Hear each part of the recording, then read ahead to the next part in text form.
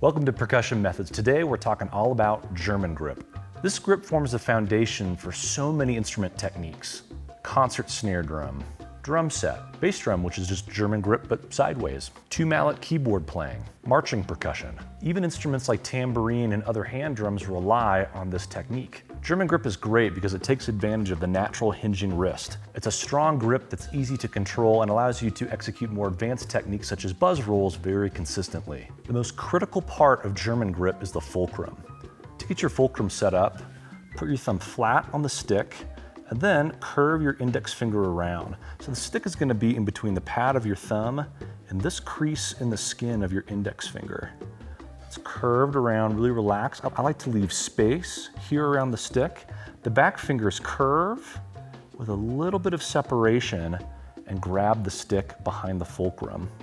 Avoid having your index finger pointed outward. You lose control and it can actually be not good for your finger if you do that. And avoid death gripping the stick. That's not going to give you a whole lot of dexterity to work with. With the grip set up on the underside, it looks like this. Again, flat thumb across from a curved index finger. The back finger is curved around the stick. You'll notice the stick does not point straight out from the arm. It's actually going to be at an angle so the back fingers can be springy and help control the stick. From a front view, you can see that our index finger is curved around. It's right across from our flat thumb.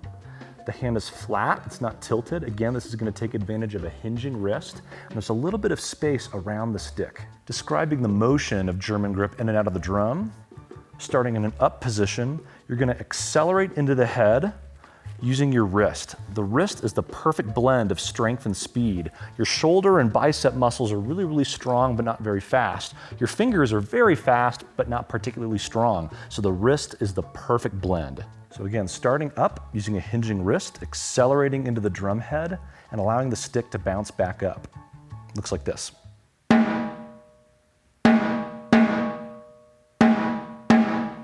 You notice that my forearm is moving very, very little. It's all a wrist action motion. Again, we're keeping the hands flat, not tilted like French grip. French grip is great. We can use it for all kinds of instruments, but German grip takes advantage of that hinging wrist motion. A few more strokes starting up.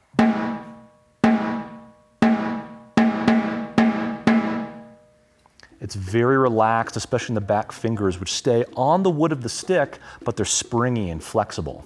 If you're having some difficulty isolating the wrist motion and you're pumping with your arms, one way you can practice this is to actually ditch the sticks, put the palms of your hands on the head, and work on the stroke being initiated from the wrist, hinging up and down.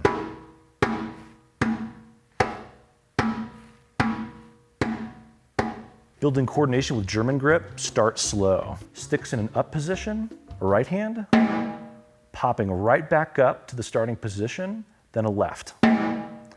The grips are symmetrical. They're going to look and feel exactly the same.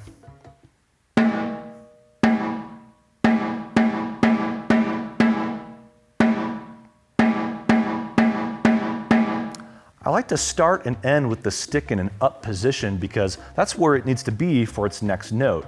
This drum head, it works a lot like a trampoline. So if I play down and then stop the stick after I hit the drum, I have to lift it back up again to the right elevation. That's actually wasting energy. I also want to look how I sound, and I want the sound to be legato, open and big. I want it to look and sound like la, la, la, not dit, dit, dit. Playing faster notes using German grip, the sticks are going to stay in a more constant motion, so there won't be hang time where they're both up in the air. Contrast that to much slower alternating strokes where the tips of the stick are both in the air at the same time.